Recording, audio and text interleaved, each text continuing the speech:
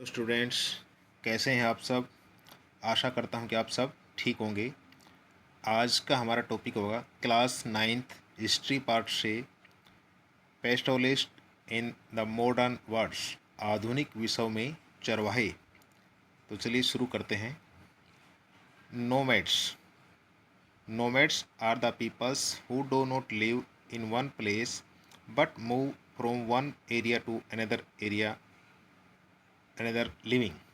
अपनी आजीविका कमाने के लिए एक स्थान से दूसरे स्थान पर घूमते हैं, उन्हें नोमैड्स कहते हैं। यायावर nomads pastoralist move in group known as कारवा एंड काफिला।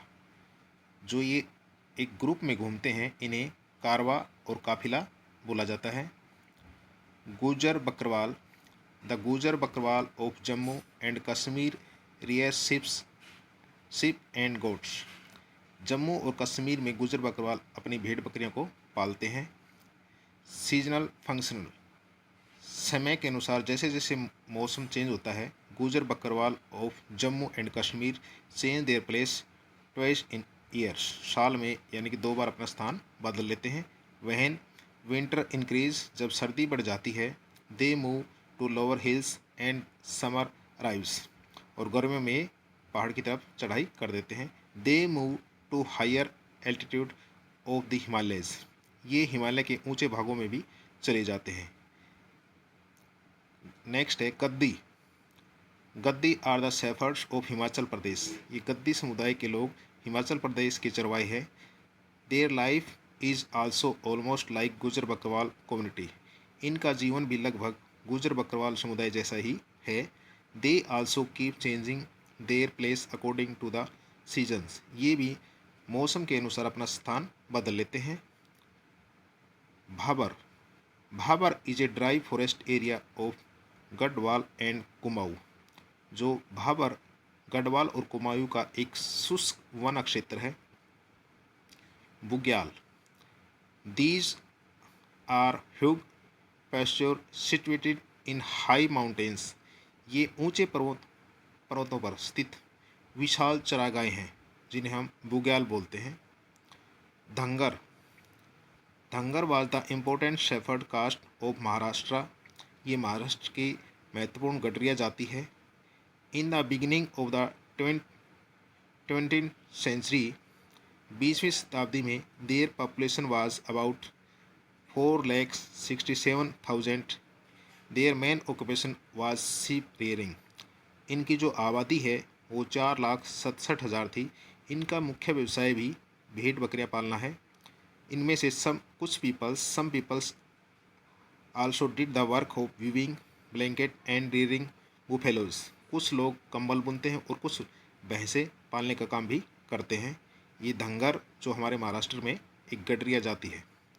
फिर एक kharif. This is the autumn crops is usually harvest between September and October. ये हमारी खरीफ की जो फसल है, पतझड़ की फसल बोला जाता है इसे, सितंबर और अक्टूबर के बीच इसको काटा जाता है। Rabi crop these are winter crops. जो सर्दियों में जो फसल बोई जाती है उसे रबी की फसल बोलते हैं। They are usually harvest after March. ये मार्च के बाद काटी जाती हैं। स्टम, जिन्हें हम ठूठ बोलते हैं। The root that remain in the ground after cutting plants are called stumps. जो कटाई करने के बाद जो ज़मीन के अंदर जो जड़ें रह जाती हैं उन्हें हम ठूठ कहते हैं। इन्हें ये ज़्यादातर ज़मीन में रहने वाली जो जड़ें हैं उन्हें हम ठूठ कहते हैं। पौधों की कटाई के बाद जो रह जाती है उन्हें स्टम्प बोलते हैं। रायका ऑफ राजस्थान। अब राजस्थान के रायका समुदाय के लोग, people of the Raika community Rajasthan do farming along with grazing animals. ये भी अपना पशु चराने के साथ साथ खेती बाड़ी का काम भी करते हैं। राजस्थान के रायका कम्युनिटी के लोग हैं। फॉरेगन रूल्स हेड एंड हर्डर्स। विदेशी शासन और चरवाहे। जो जैसे ही कॉलोनी रूल्स ब्रिटिश शासन आया तो उनके ऊपर कैसा उनका इफेक्ट हुआ, देखिए। Foreign rules had very bad effect on the lives of herders. हर्डरों जो चरवाहे थे उनके जीवन को बहुत बुरी तरह से इन्होंने प्रभावित किया विदेशी शासन ने। Their area was controlled and grazing tax was increase.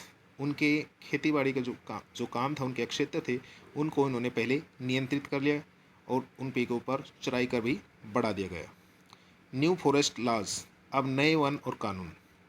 Many forest law were made in the middle of the 19th century. 19वीं शताब्दी के मध्य बहुत से वन कानून बनाए गए। Under this pastures were divided into different categories. विभिन्न अलग अलग उन्हें श्रेणी में विभाजित किया गया। Now the entry shepherds into reserves forest was banned. जो आरक्षित फॉरेस्ट थे, उनमें को चरवाहों को एंट्री करने से बंद कर दिया गया। एंड प्रोटेक्ट फॉरेस्ट के अंदर भी उन्हें परमिशन लेकर जाना पड़ता था। इस प्रकार जो ब्रिटिश रूल था, उन्होंने इनको प्रभावित किया। क्रिमिनल ट्राइब्स एक्ट, नेक्स्ट हमारा क्रिमिनल, जो अपराधी जनजाति अधिनियम। The British ruler look at the nomads with suspensions.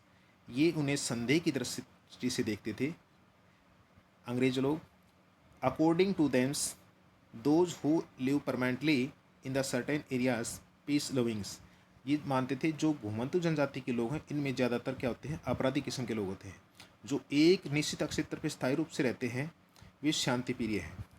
On the other hand, दूसरी तरफ उन्होंने they considers that the nomads and the criminals, जो नोमैड्स खाना बदोश ये अपराधी मानते थे, इसलिए उन्होंने दैट इज वाही 1871 AD the foreign government pass the criminal tribes act against the nomads. इस प्रकार 1871 में ब्रिटिश सरकार ने खानाबदोशों के लिए एक क्रिमिनल एक्ट पास कर दिया। According this way were given the status of criminal tribes. इसके अनुसार उन्हें अपराधी कबीले का दर्जा भी दिया गया। नेक्स्ट है status of Raika shepherd's after partitions. देखिए, राइका चरवाहों की जो स्थिति है, वो पार्टीशन के बाद, इंडिया और पाकिस्तान के पार्टीशन के बाद कैसा उनका जीवन हुआ। After the partition of India in 1947 the camel and ship herders were given the status of criminals. जैसे ही 1947 में भारत विभाजन हुआ, उसके बाद ऊँट भेड़ बकरियां पालने वाले जो राइका के लोग थे, इनके ऊपर कुछ पाबंदी लगा दी गई। ये सिंध में प्रवेश नहीं कर सकते थे। Raika could not enter Sindh, hence they had the search for new areas guards their animals. ये अब अपने नई जगह पर घास की तलाश में अपने मवेशियों को लेकर निकल पड़ते थे। Due to the decreasing areas pastures many animals died and the shepherd became poors. अब क्या हुआ कि जानवरों को चराने के लिए उन्हें नए क्षेत्र तलाश करने पड़े। चरागाहों के घटते क्षेत्र के कारण उनके ज़्यादातर जानवर मर गए और चरवाहे क्या हो गए, बिकेम पुअर, यानी कि निर्धन हो गए बेचारे। अब शेफर्ड ऑफ अफ्रीका, अफ्रीका के जो चरवाहे थे उनके बारे में।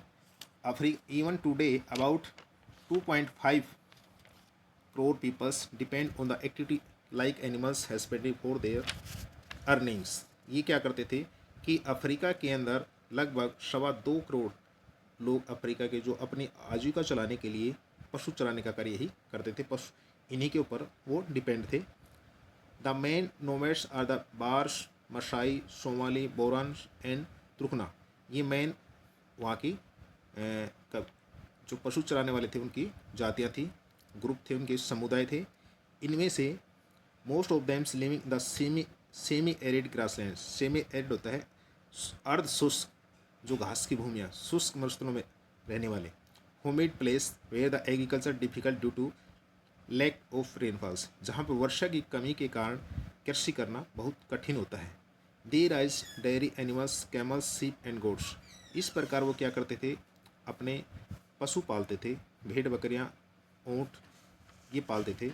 इसके साथ साथ some peoples practice mix agriculture, कुछ लोग कृषि कार्य भी करते थे। And some earns their living livelihoods through trade and transport related activities. इसके साथ साथ कुछ लोग व्यापार परिवहन संबंधी कार्यों में भी अपनी आजीविका चलाते थे। Some peoples also do many other types work increase their incomes. कुछ लोग अफ्रीका के अन्य तरह से अपनी आय बढ़ाने के लिए और भी कार्य करते थे। ये थे हमारे आज का टॉपिक। आशा करता हूँ कि आपको ये समझ आया होगा। अगर आपको अच्छा लगे तो लाइक और शेयर करना न भूलें। आपका दिन शुभ रहे। आधुनिक विश्व में चरवाही, पेस्टोलिस्ट in the modern world. Thank you.